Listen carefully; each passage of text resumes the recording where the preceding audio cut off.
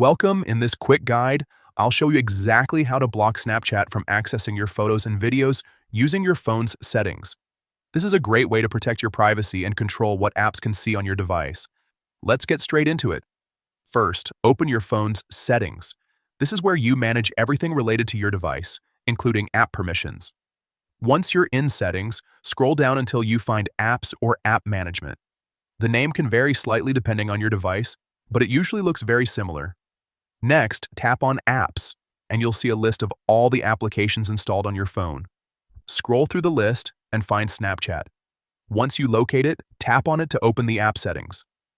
Now, inside the Snapchat settings, look for the option labeled Permissions.